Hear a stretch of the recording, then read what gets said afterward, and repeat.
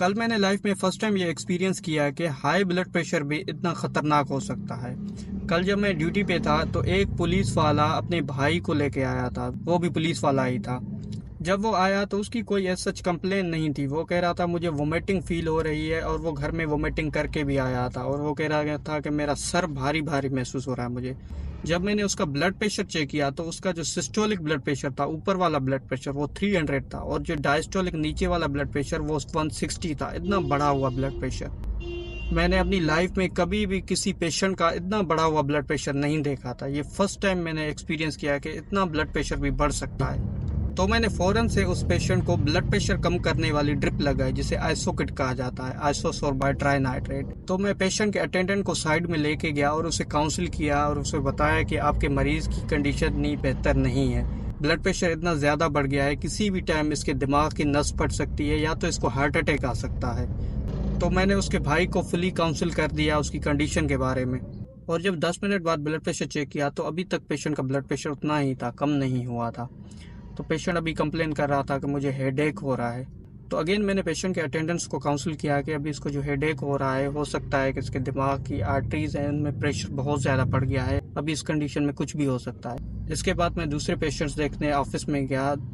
2 minute बाद उसका attendant आया और उसने कहा कि डॉक्टर साहब, जो आपने मरीज़ को इंजेक्शन लगाई है उससे पेशेंट को काफ़ी फ़ायदा हुआ है, अब वो आराम कर रहा है। तो मैं फ़ौरन से उठा, मैंने कहा वो आराम नहीं कर रहा, वो बेहोश हो रहा है। तो मैं फ़ौरन पेशेंट के पास जब गया, उसको देखा तो वो अनकॉन्शियस हो चुका था। तो पेशेंट गैस्पिंग में चला गया था। पेशेंट की ईसीजी करवाई तो उसमें कंप्लीट हार्ट ब्लॉक आ रहा था। तो ये पेशेंट की ईसीजी देख सकते हैं आप लोग। तो फ़ौरन से मैंने सीपीआर स्टार्ट किया और पेशेंट को इंजेक्शन एड्रेनलिन और एट्रोपिन दिलवाई और पेशेंट को डायोटिक्स दिलवाए। लेकिन पेशेंट की कंडीशन कंटिन्यूस वर्स होती जा रही थी। तो 5 मिनट सीपीआर करने के बाद जब मैंने पेशेंट के पीपल्स देखे तो वो बिल्कुल डायलेट हो चुके थे, मतलब पेशेंट की ब्रेन डेड हो चुकी थी। जब ईसीजी रिपीट करवाई तो उसमें डाइंग रिदम आ रहा था, मतलब अब पेशेंट की हार्ट है जो वो बंद होने वाली थी। तो मैंने सीपीआर कंटिन्यू रखा, 5 मिनट और सीपीआर किया। फिर उसके बाद जब ईसीजी की तो पेशेंट की ईसीजी फ्लैट हो चुकी थी, तो उस पेशेंट की डेथ हो गई। तो ये लास्ट ईसीजी पेशेंट की आप लोग देख सकते हैं। तो ये पेशेंट बच नहीं पाया।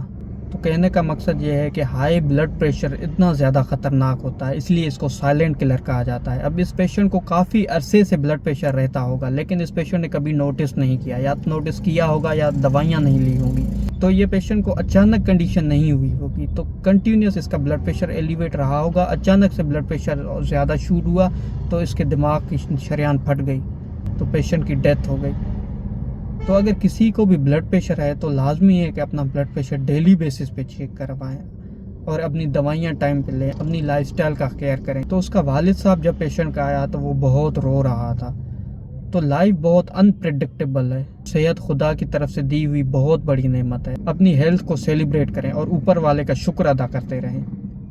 Thank you so much. सेहत खुदा की तरफ से दी हुई बहुत बड़ी नेमत है। अपनी हेल्थ को सेलिब्रेट करें और ऊपर वाले का शुक्र अदा करते